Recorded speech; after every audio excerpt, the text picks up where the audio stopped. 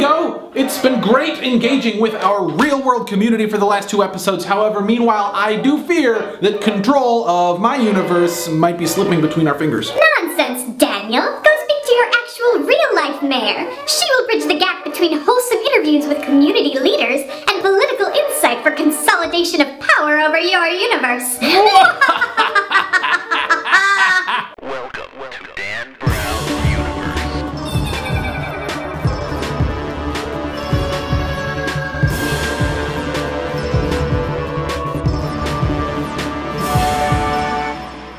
I am here with my real-life mayor. I'll let you introduce yourself. Hey, my name is Marita Garrett, mayor of Wilkinsburg, so Dan's new neighborhood. Obviously, the audience has a mental picture of mayor. Everyone has a mayor. Right. But like, what is your day like? What does a mayor do to be the mayor? Yeah. Mayor, believe it or not, is like my part-time gig. Your compensation is publicly available online. I wasn't seeking that out. I was just Googling. But I really encourage everyone to please look $5,000, which translates into money overload. But my net, because you know that still gets taxed, my net is like $368 a month. Wow. Yeah. Great. Yeah. It's like groceries.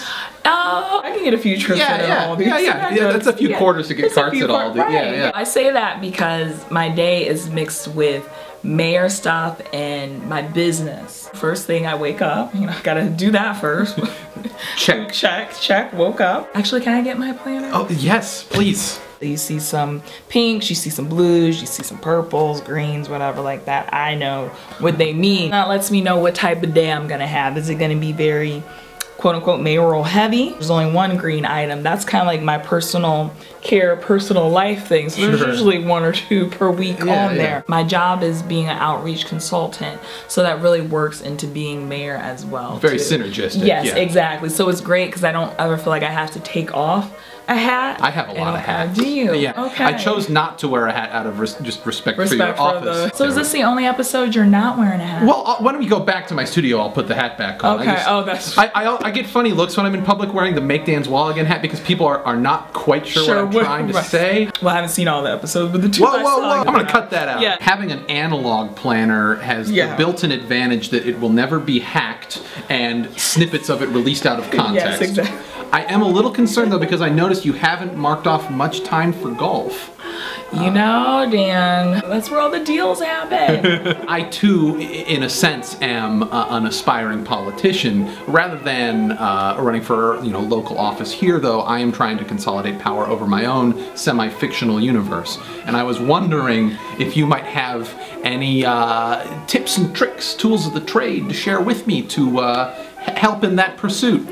Yeah, so I think you're doing a great job of engagement. Remind me of your friend, the rubber chicken's name? Well, the rubber chicken on the ground is not my friend at this point. That is a disgraced former campaign manager of mine. So is he like your Manafort then?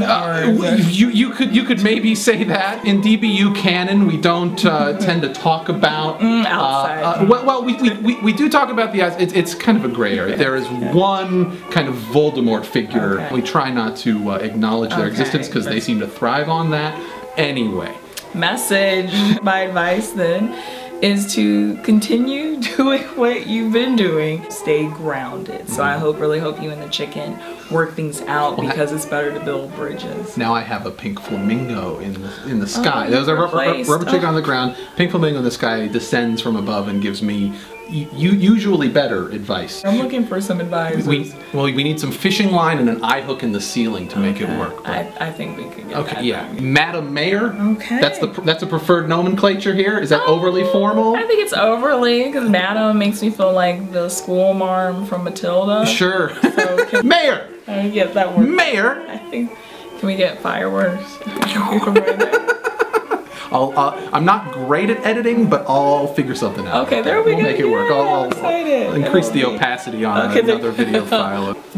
There it is. Wow.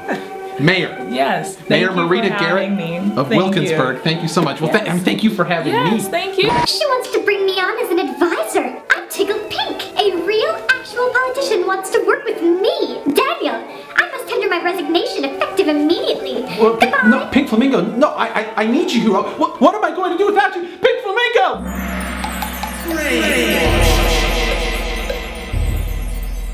Whew, I mean, I guess these things do happen from time to time and I have to roll with the punches. Our campaign will probably be okay as long as we don't suffer any more catastrophic blows this week. Yo, Dan. Well, where did that? Who are you? Where is? Dan, where? it's me, Kevin. T1J. Oh, okay, yeah, that is your voice for sure. What's up, man? How's it going? Yeah, hey, so remember when your rubber chicken climbed into the sewers back in episode 2? Well, I guess he was heading down here to Alabama to leak damaging information about your campaign to my audience. Figured I should let you know about that.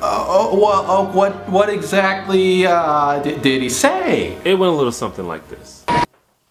Boom! Hello, Kevin. It is I, Rubber Chicken on the Ground, former campaign manager for the Dan Brown for President of Dan Brown's Universe 2018 campaign. I bring terrible news from Dan Brown's Universe. How did you get in here? And why are you in my toilet? Kevin, listen. At the bottom of the application to run for President of Dan Brown's Universe, Dan has hidden a 6th point in his signature symbological style as popularized by his New York Times best-selling novel, The Da Vinci Code. Wait, what? It says, only the dog votes, meaning Dan's dog Roswell, meaning that Dan Brown is stealing the election because Roswell will almost certainly vote for him. Don't you see, Kevin? You must tell your audience, who must then tell Dan Brown's audience, who must then lead a populist revolution against their would-be despot. I am really just trying to pee right now. That's fine, Kevin. I've had my piece. Spread the word. Spread it far and wide. And please flush me back down before you do anything else. No problem.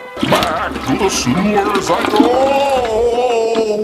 Well, I mean, technically Roswell will still have totally free choice between all of the candidates, so in my book that is still a democratic, fair election, and it's been in the application the whole time. It's not my fault if my political opponents are less politically savvy than me and did not read the application in full, and as such have not been lobbying the Dan's dog demographic as much as, maybe I have been. I mean, it's not like I wanted to keep this a secret from everybody until election day. I mean, my campaign is not in crisis, and I am definitely not freaking out.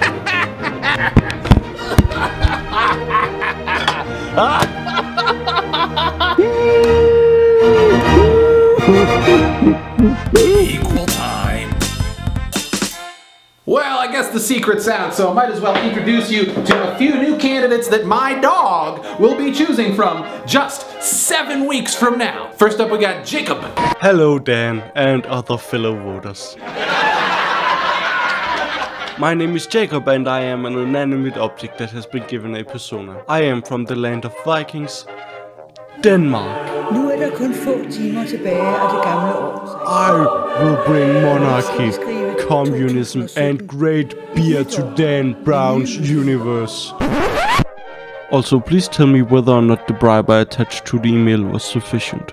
Jacob, I did not receive your bribe. I don't think a bribe was attached to the email. Realistically, if you want to be Supreme Leader, just send me $100. That goes for anyone. If anyone wants to be Supreme Leader of Dan Brown's Universe, all it takes is sending me $100 and we'll figure out a way to just, make it happen. Also, I do love great beer, but please do not give any to the voter, my dog, because that would be very bad for her. Hello, Dan Brown's Universe. I've been in charge of this chair for a couple of months. Things have been amazing under my rule. I'm a Ravenclaw, and as we all know, us Ravenclaws are much smarter than the average bear. And reason 3, I have a drone, and I'm not afraid to use it. I would think very wisely about who you vote for this election. Kevin, while your reign over your chair is impressive to say the least, I'm just not that sure how effective your threats of drone warfare are going to be in convincing my dog to vote for you. My best guess is that she would be afraid of your drone and would run away from it, which would probably be counterproductive in trying to earn her vote. Also, this universe clearly needs a Gryffindor.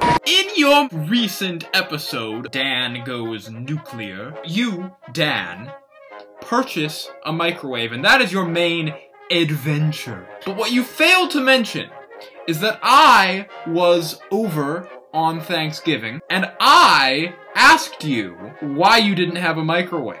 So I instilled that thought in your mind, and yet you make no mention of it. Tip Typical little brother Benjamin trying to take credit for my accomplishments. Many people asked me about my lack of a microwave over the 6 years that I went without a microwave, but did any of them, yourself included, bother to get me a microwave? No, I went to the store.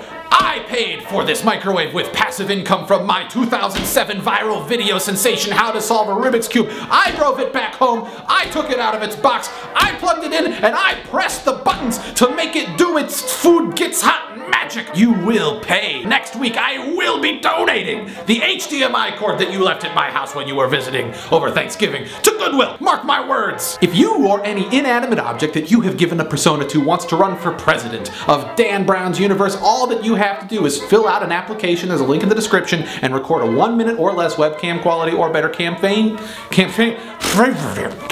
video explaining why you think you should be president of Dan Brown's universe, and then email all of that to me, danbrownuniverse@gmail.com. Anyway, that is all the time we have for this week's episode of Dan Brown's Universe. Please leave a comment below with your detailed thoughts on the state of online atheist communities in 2018. And until next time, think for yourselves. PDBAZ! If you like what you just saw, if Dan put you in a state of awe, subscribe to him and click the orange button. It really means something. If you do that, that'd be really cool.